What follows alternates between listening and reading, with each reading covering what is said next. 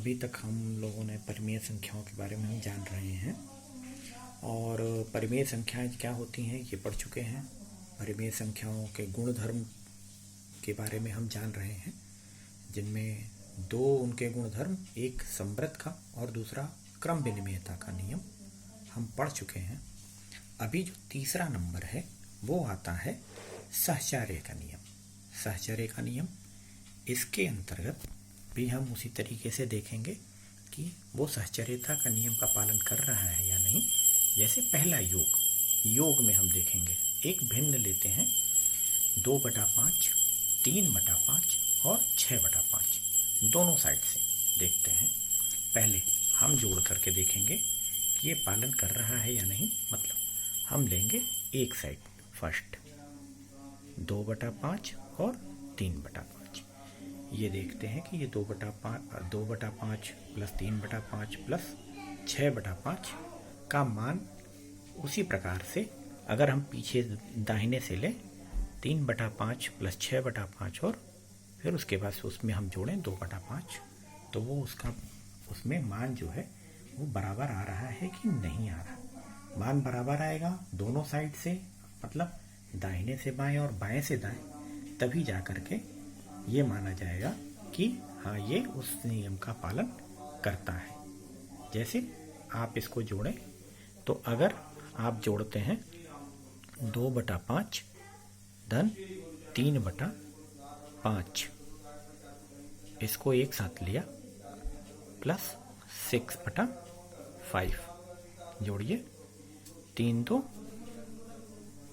5, 5/5 धन 6/5 बराबर 11/5। तो एक साइड से जो है वो हो गया।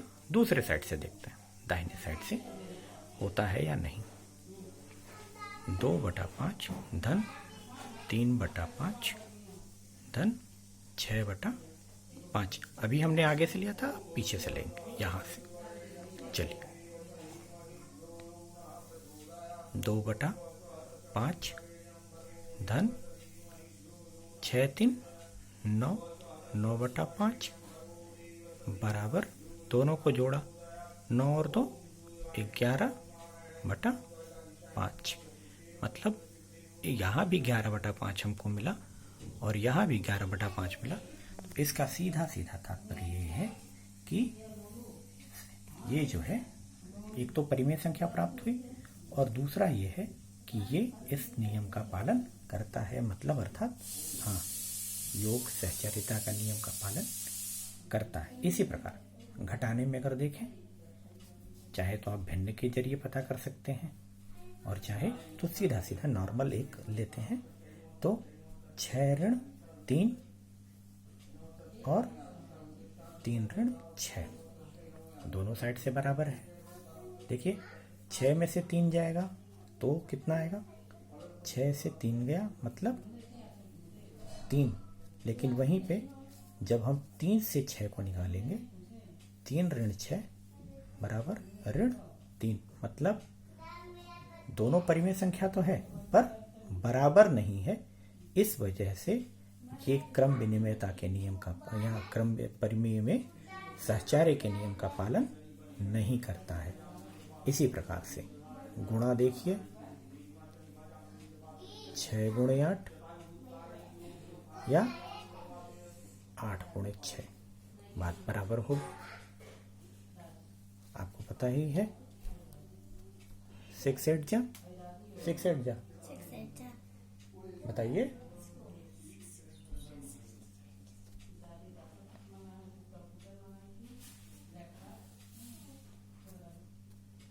और 8 48, 48। Very good. दोनों ही में 48, मतलब ये सहचर्य के नियम का पालन कर रहा है। क्यों? क्योंकि दोनों साइड से, चाहे दाहिने से बाएं जोड़ें चाहे बाएं से दाएं जोड़ें, मान हमारा बराबर आ रहा है।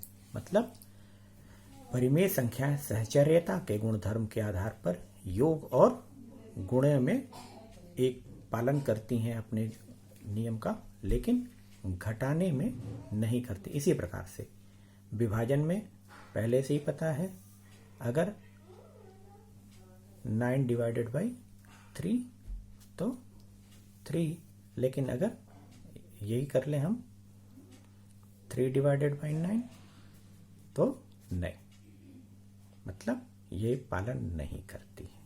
सहचर्य के नियम में केवल योग और गुणा ही क्रम पालन करते हैं। योग और सहचर्य, गुणा में ही सहचर्य का नियम लागू होता है, घटाने में और विभाजन में नहीं होता है। मतलब क्लियर हो गया है अभी तक कि परिमेय संख्या गुण धर्म के आधार पर संवरण में योग, घटाना, गुणा और विभाजन, पहला जो नियम है संवरण का, उसमें या संवृत का, उसमें योग, घटाना, गुणा और विभाजन में चारों नियमों का पालन करती हैं एक साथ। बस विभाजन में, पहले वाले में विभाजन में शून्य नहीं होना चाहिए। उसी प्रकार दूसरे में क्रम विनिमयता में, योग में दोनों साइड से क्रम विनिमयता के नियम का दोनों साइड से पालन करती है, अपने क्रम विनिमयता के गुण का पालन करती हैं। मतलब दाहिने से बाएं जोड़े चाहे बाएं से दाएं जोड़े, मान बराबर आता है।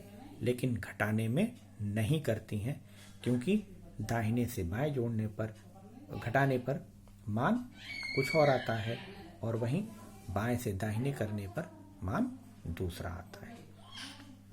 गुणा करने में चाहे दाएं से बाएं गुणा करें चाहे बाएं से दाएं गुणा करें, मान हमको एक समान प्राप्त होता है। लेकिन विभाजन में हमें मान एक समान नहीं प्राप्त होता है।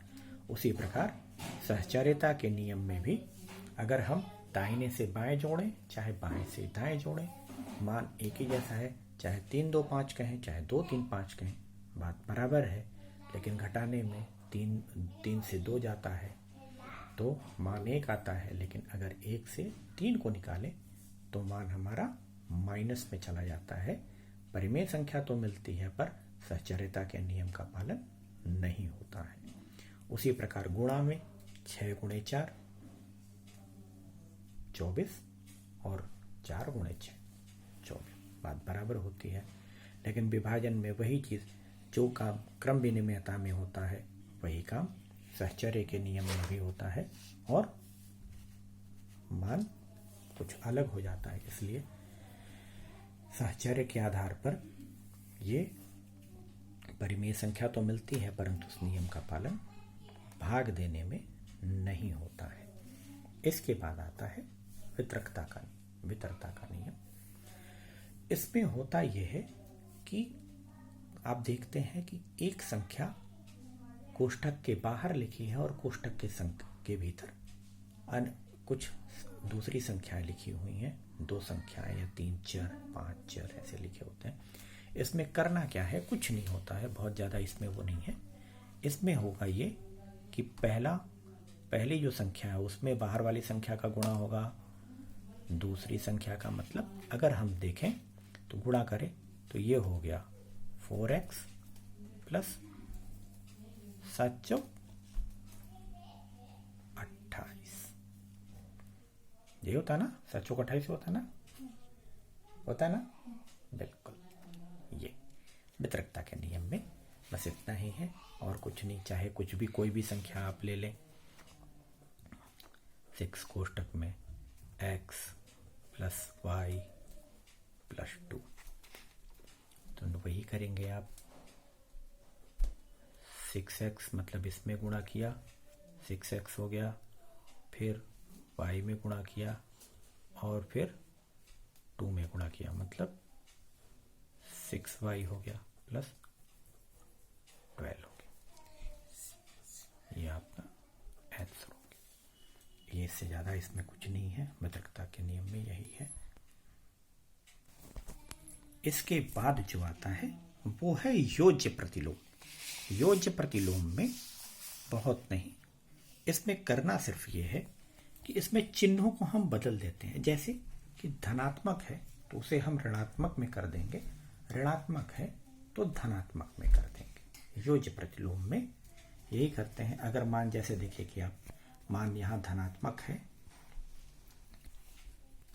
1 मिनट, जैसे यहाँ मान धनात्मक है, बटा 8, 9/8 है, तो हम इसको फिर बदल देंगे, ऋणात्मक में हो गया ऋण 9/8। या दूसरा देखें, ऋण 6 बटा धन है, तो इसको हमने बदल दिया धन 6/10।